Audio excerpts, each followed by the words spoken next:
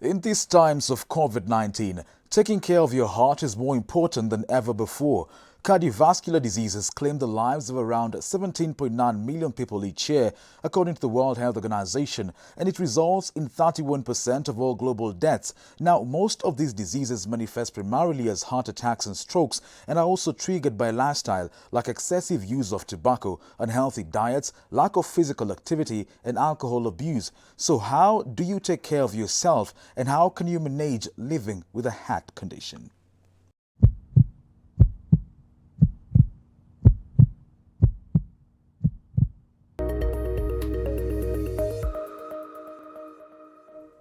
Since the emergence of COVID-19, health experts have learned a lot about the threat this virus poses to those with heart-related complications such as high blood pressure and cardiovascular diseases.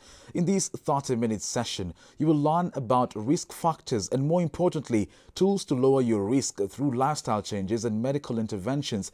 For this discussion, I'm joined by consultant physician Dr. Kevin Dede and Elaine Maswai, a mother whose son has battled congenital heart disease. Thank you for creating time. Nathan, glad you could join us. Thank you. You're good? Yes. How are you feeling? Fine. Elaine, how are you? I'm all right. Glad you could join us. Thank you for creating time. Dr. Dede will be joining us remotely on Zoom. Elaine, please briefly tell us your journey and that of Nathan on when and how he was first diagnosed. Nathan was diagnosed, let's just say the journey started in 2013. That was approximately 6 months after he was born. That's when he was diagnosed with a heart condition. But then this was after he used to be treated for like congestion in the chest.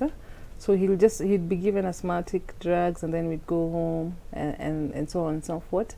But then when he was 6 months now, he got a serious attack. Like, you know, it's like he's having an asthmatic attack. That's what we thought, as it has always been treated. So we took him to the hospital.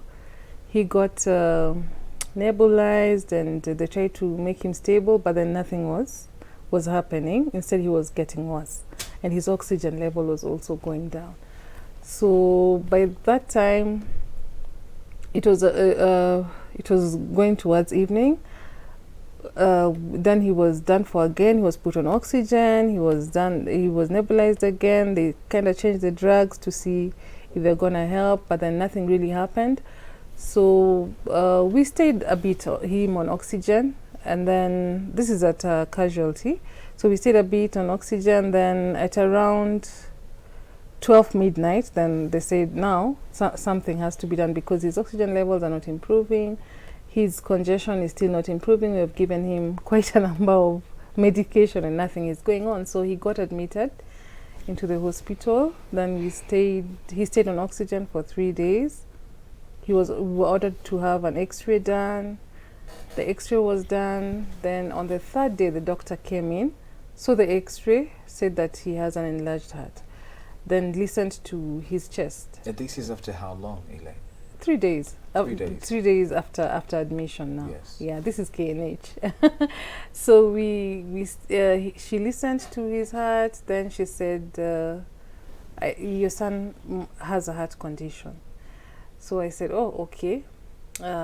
It was a bit shocking, but then I was like, okay, well, maybe it's nothing serious. In my head, I'm saying maybe it's nothing serious. So I called my husband. My husband said he came now. He joined me now to the hospital. Then the doctor said that she's gonna discharge us so that you can go and see a cardiologist. At this time, I've talked to my mom. I've told her, well, they've said Nathan has a heart condition. Then she's like, oh well, maybe it's just a hole.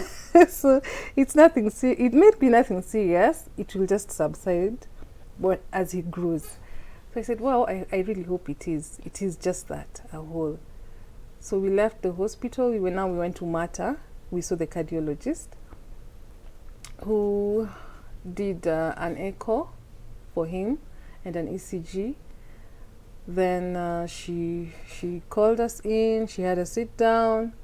Now this was serious. Now she started explaining, I was like, okay, now this is serious. Because she took a paper. She started drawing how her heart looks, how Nathan's heart is, and then she was like, And he's been living like this for all this time, 6 months. You know, she was really shocked. 6 months and nothing. I'm like, yeah, she's just been fine. You know, I never really thought that I'd have a child who has a heart condition and things like that, because he's the second born and the firstborn is okay. He's okay. Yeah. Maybe now we can engage Dr. Kevin Dede. Dr. Dede, most complications of the heart attributed to lifestyle, especially, you know, excessive use of tobacco, what you eat, you don't exercise, excessive use of alcohol. But on Nathan's case, he was born with this. What could lead to that? Congenital heart disease has been shown to be a bit cryptic to understand. So the main cause is during the process of development of the heart. Usually this is when someone is still in the uterus. There are some abnormalities that can occur in the process of development of sections of the heart. And when that happens, then someone is born with a congenital heart disease. What is congenital heart disease and what is a treatment option? So congenital heart disease is a heart disease that occurs in the process of development of the heart. So when someone is born, they already have the problem. This is opposed to acquired heart disease, which usually develops as a result of lifestyle.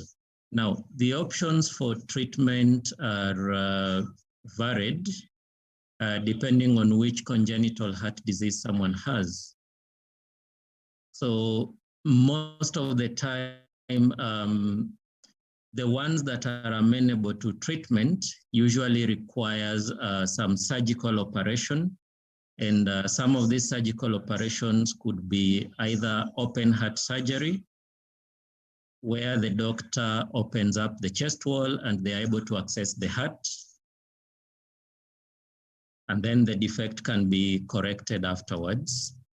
Other options usually involve percutaneous intervention.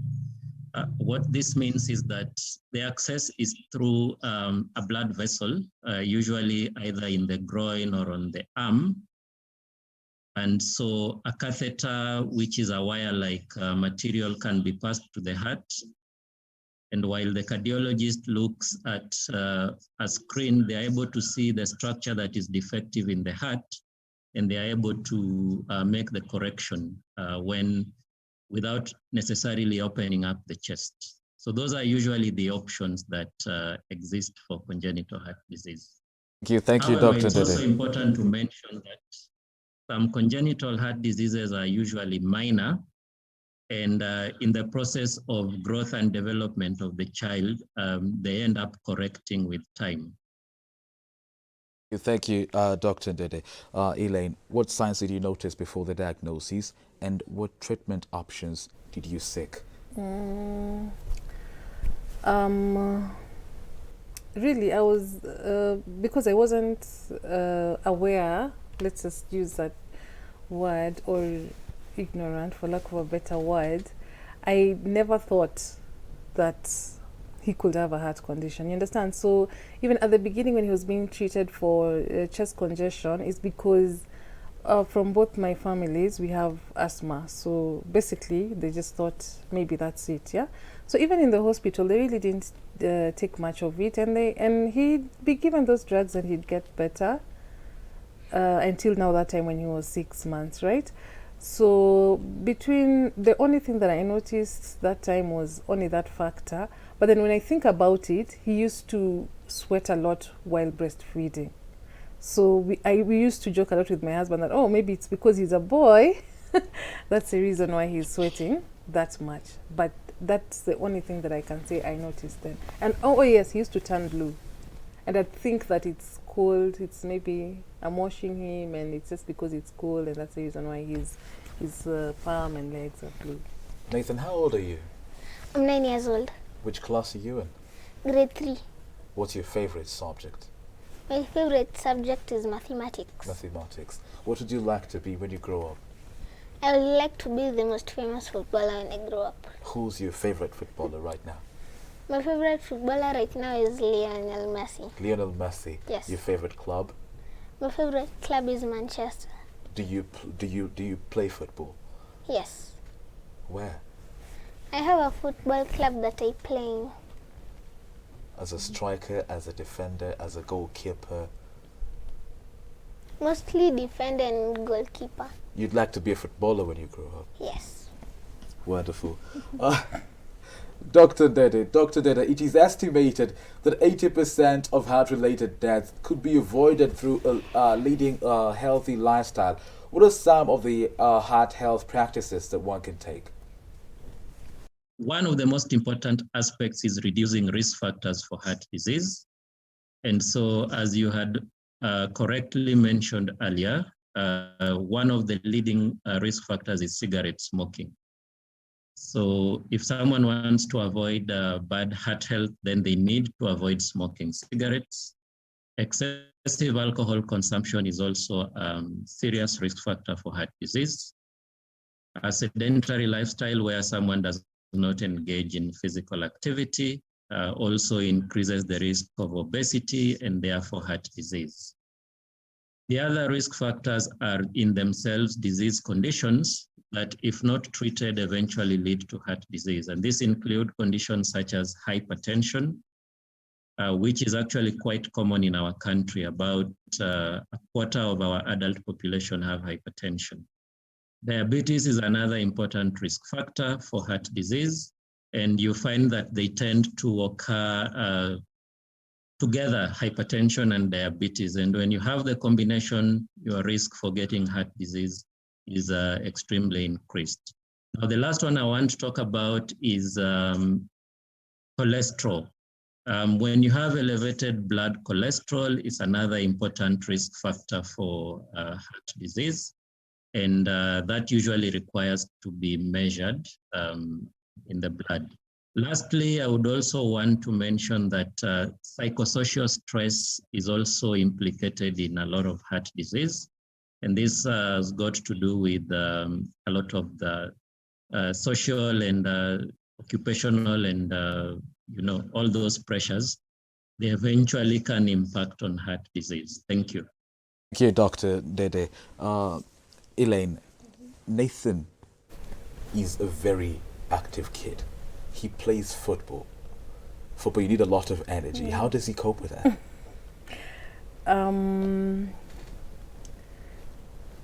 Well, his football is it's well monitored, because let me just go back a bit. His heart condition, he has 5 defects of the heart, so that means his heart did not form well, and he's had a couple of surgeries. How many? He's had 2 open hearts and 5 catheterizations. Yeah. So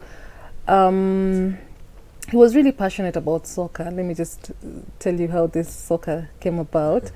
He was really passionate about playing soccer, and it really bothered him every time. And so when he had his surgery in 2019, one of his something that he was looking forward to after the surgery was to play soccer, but then that wasn't possible as well. He was told that he can't play soccer. Actually, ideally he can't play soccer, but the doctor, his cardiologist, said that because he's really been asking for soccer, we just allow him to play soccer, but monitored soccer.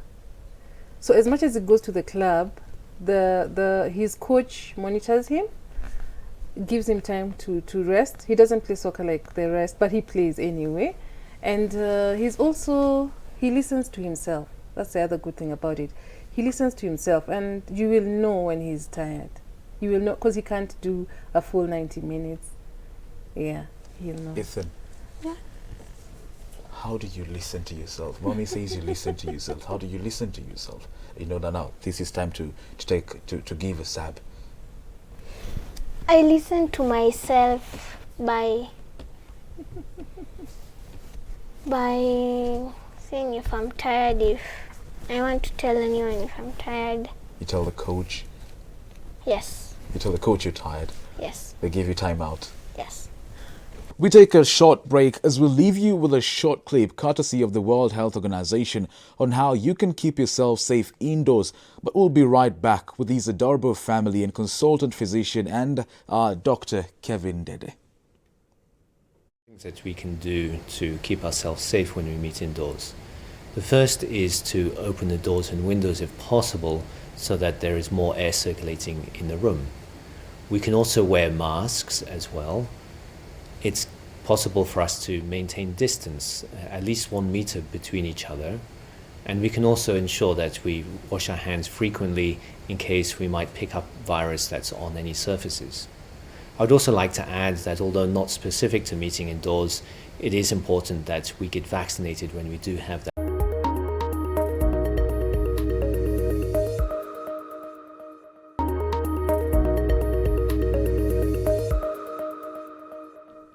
Welcome back to Frontline. We continue this discussion with consultant physician Dr. Kevin Dede and Elaine Maswai, a mother whose son has battled congenital heart disease. Now, Elaine, tell me about the treatment process. How has it been like for you? Well, it's quite taxing. Let me just say that. From the 7 surgeries? Yeah, it is. It is quite taxing because he had his first surgery when he was 10 months. And then after 2 years, he had the calf. He had 2 cuts. And then we stayed a bit because of finances and other factors. Then then we went to India. Actually, his surgeries have been done in India. All the 7? Yeah, yeah. Only 1 cut was done here, which was in 2019. Yeah, but the rest India. So it's not easy. Let me just say it's not easy to take care of a child with a congenital heart, especially for him because it's complex congenital heart, and he doesn't get repair. He can't get repair. It's palliative surgery. Yeah, just to keep him going. That's what he gets.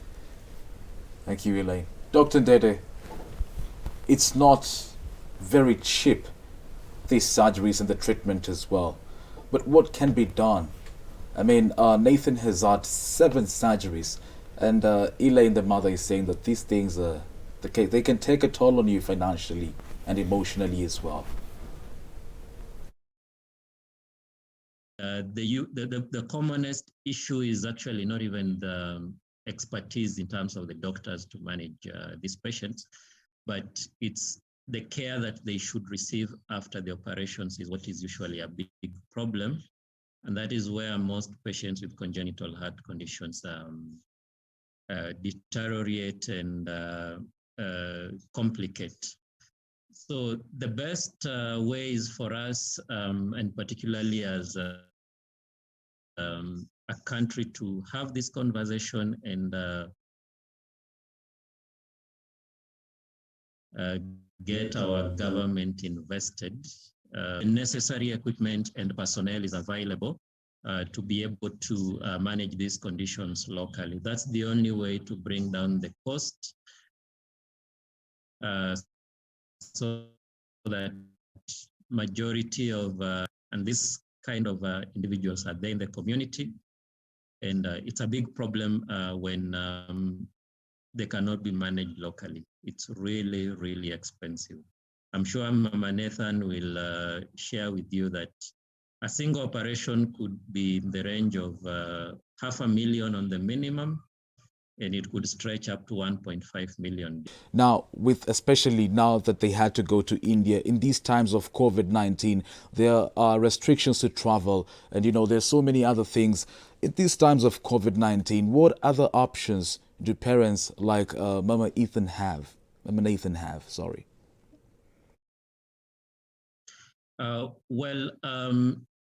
In cases where the initial surgeries have been done and patients are fairly stable, then we have a local pool of pediatric cardiologists, the one who handle heart conditions for children.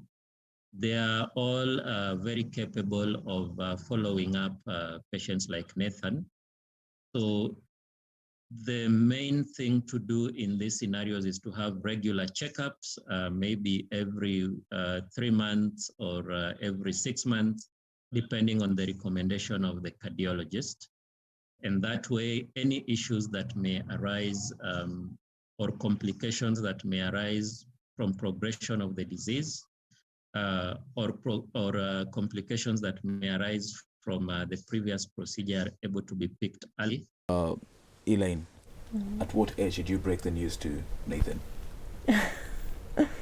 Well, I'd say when he was 2019, when he was 6, 7, thereabouts, yeah. How did he take it? Well, actually, I can't say that I broke it, really, because he's the one who had the questions. Yes. So that led to now, okay, this is it, this is what is going on, and yeah. Nathan, what questions did you ask your parents? I asked them, is it something serious? I asked them, what's going to happen if I don't do anything that the doctor says? How did you feel about it? I just felt like this thing is going to be gone. With the pandemic, Elaine, how have you been coping? Wow. Of course, afraid, scared, and kids are not getting the vaccine, but we've just been trying to follow every guideline, and also we take extra care of him because he's the most vulnerable in our house. So we make sure that he has his vitamins. He's not going out too much. He's always wearing his mask when he's needed. And good thing, at least they were out of school the entire of last year, so it was good. It was good because that helped. But then when they went back, he also knows that what he's supposed to do, that he needs to also take care of himself in order for him to survive. He knows that. He knows that. Yeah, you know that, Nathan? Yes.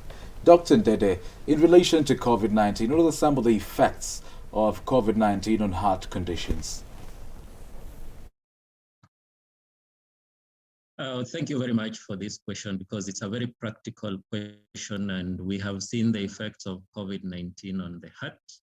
So the first issue is that COVID-19 can cause heart disease in itself, because it can affect the heart muscle and make the heart muscle weak. It can also cause an effect on the covering of the heart, which we call the pericardium. And so the disease entity is called pericarditis. Other than the direct effects of COVID-19 on the heart, COVID-19 also, we have seen it makes those who already have heart disease to get complications, or their condition can get worse. So particularly for patients with heart failure or other severe heart disease, then you find that if they contract COVID-19, their condition gets worse, and most of the people who we have actually seen passing away, if you follow up, you'd find that some of them are these kind of patients who had heart failure or severe heart disease. So in that respect, the outcomes are a lot worse in patients who have heart disease, who then go ahead and contract COVID-19. Thank you, Lincoln. Thank you, Dr. Dede. Finally, Elaine, as we wind up, how far are you with the treatment now? What's the road to recovery? Well, as I said, Nathaniel doesn't get repair. He gets palliative surgery, which means that at a certain stage, he'll need something done, right? So it's expensive. He also has to be under medication, and we've also done our research, and even talking to doctors in India, there are other options for him, and one of the options is having a heart transplant, which is a tall order, of course. And here, I think in this country we shy away from that. but it's something that can help him. And the other, in Italy, they have what you call it?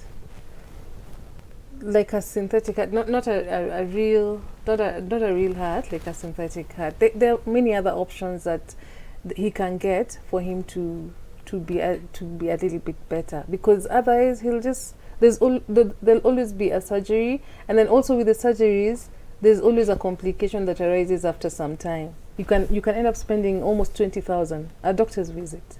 Yeah. Wow. Yeah, because you have to do an echo, you have to do an ECG, and you have to pay for consultation. Nathan, Manchester United it is? Yes. I'd like to come to one of your games though. Thank you. Are you going to invite me? Yes. What striker? You're going to be scoring the goals then? Yes. Or defending from being scored? Defending from being scored. You're a superhero, Nathan. Thank you so much, Elaine Maswai, and your lovely son, Nathan, for joining us.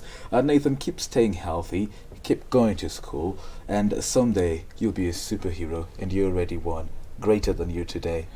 Thank you. And to Dr. Kevin Dede, consultant physician, thank you for creating time. To our viewers at home, remember, you can experience your heart, keep fit, and you can exercise your heart, keep fit and maintain a healthy diet as you observe all the necessary guidelines. We'll leave you with a short clip of how you can perform a cardiopulmonary resuscitation, CPR, when needed. Till next week, same time, keep safe. My name is Lincoln Ombogo. My producers have been Harry Chimere and Daniel Karaoke. Enjoy the rest of your viewing. When a heart attack happens outside of a hospital, every moment is critical to survival. E-Plus conducted cardiopulmonary resuscitator, CPR, in an aim to educate Kenyans on how to save lives. So when you start, make sure your dominant hand is top of the inferior one. So you do this and you start. Make sure to use your shoulders, don't use your back. Your back should be straight and your arm should. Make sure the CPR should be fast and hard. So you push. 1, 2, 3, 4, 5. One should then call the emergency line 1199 and mention the very precise location and where the incident happened while doing the CPR. Moreover, in case an IED is available, these are the steps to use. Turn the defibrillator on and follow its instructions. Peel off the sticky pads and attach them to the patient's skin as shown in the picture on the defibrillator. Next, don't touch the patient. The defibrillator will then analyze the patient's heart rhythm. The defibrillator will assess whether a shock is needed, and if so, it will tell you to press the shock button. Do not touch the patient while they are being shocked. The gadget will also tell you when the shock has been delivered and whether you need to continue CPR. Continue with chest compressions until the patient shows signs of life, or the defibrillator tells you to stop so it can analyze the heartbeat again. At least nimelearn kits zenye sikukuwa ninajua. For example, kama mtu amefaint, ninajua venye ninaweza mhandle. CPR, it's very simple, but yet complex because it's something that saves life. So you need to learn. Harry Chimere, Switch TV.